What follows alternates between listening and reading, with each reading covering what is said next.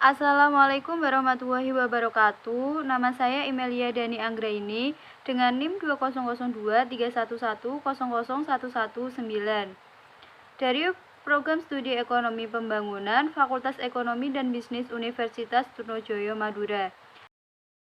Di video kali ini, saya akan menjelaskan tentang pemikiran Francois Coisne dalam pandangan ekonomi fisiokrat dan ekonomi merkantilisme.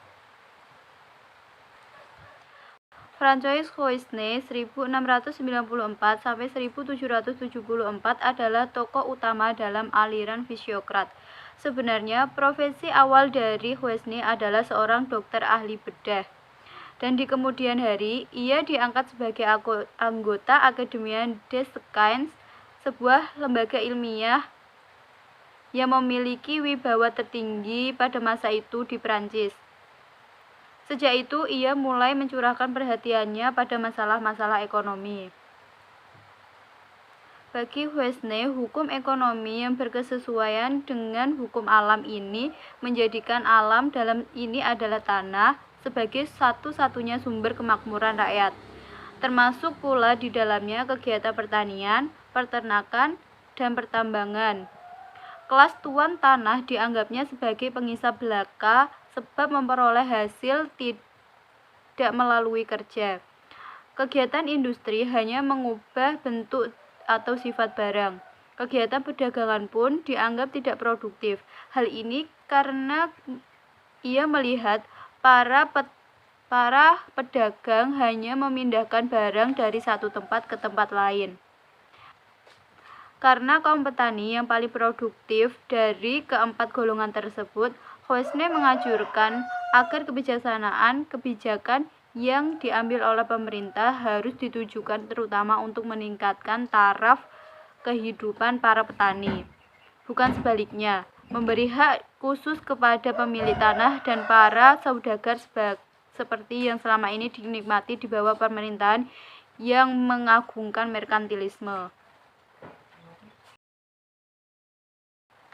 Coisne membagi masyarakat dalam 4 golongan. Yang pertama adalah kelas masyarakat produktif, yang kedua adalah kelas tuan tanah, yang ketiga adalah kelas yang tidak produktif atau steril, terdiri dari saudagar dan pengrajin, dan yang keempat, kelas masyarakat buruh atau labor yang menerima upah dan gaji dari tenaganya.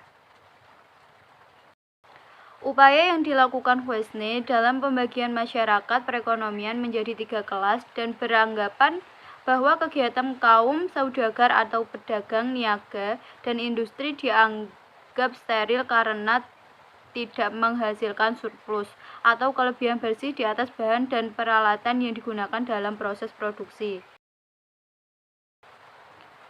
Perbedaan dan persamaan aliran fisiokrat dan merkantilisme dengan satu pemikiran dari filosofi ekonomi, yaitu materialisme.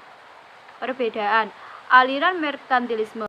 Menurut paham merkantilisme, suatu negara yang berkeinginan untuk maju dan makmur, mereka harus melakukan perdagangan dengan negara lain.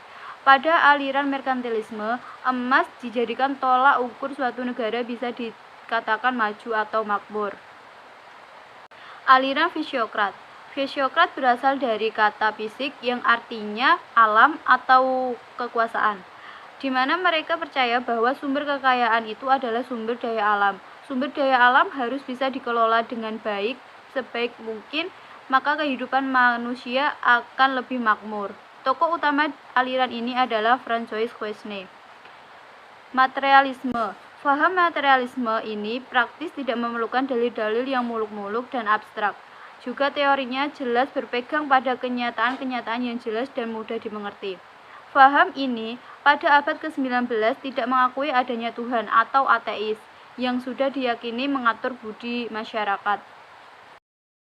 Jadi, perbedaan dari fisiokratisme dan merkantilisme dengan materialisme adalah jika pemikiran fisiokrat dan merkantilis adalah sistem ekonomi untuk kesejahteraan masyarakat dan untuk kepentingan suatu negara dan kepentingan bersama, dengan tetap mengatasnamakan Tuhan, namun materialis adalah paham yang mengacu pada keyakinan untuk memperoleh kekayaan duniawi atau seberapa penting perolehan dan pemilikan barang yang bersifat material dalam hidup individu-individu tersebut. Persamaan. Materialisme merupakan paham atau aliran yang menganggap bahwa di dunia ini tidak ada selain materi atau nature, alam, dan dunia fisik adalah satu. Orang-orang merasa mempunyai harapan-harapan yang besar atas hasil-hasil ilmu pengetahuan alam. Paham tersebut sama dengan paham Fisiokrat, bahwa alam mempunyai sumber daya melimpah yang bisa digunakan dan dimanfaatkan untuk memenuhi kebutuhan dan menjadikan makmur dan kaya.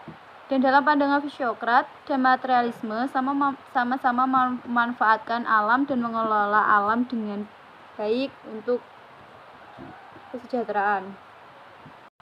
Persamaan antara paham merkantilisme dengan materialisme adalah sama-sama tolak ukur kesejahteraan adalah semakin banyak harta benda yang dimiliki, semakin makmur dan sejahtera kehidupan, dengan cara apapun dilakukan untuk memenuhi keinginannya. Dan harga diri negara dalam pandangan merkantilisme dan harga diri dalam pandangan materialisme itu lebih penting.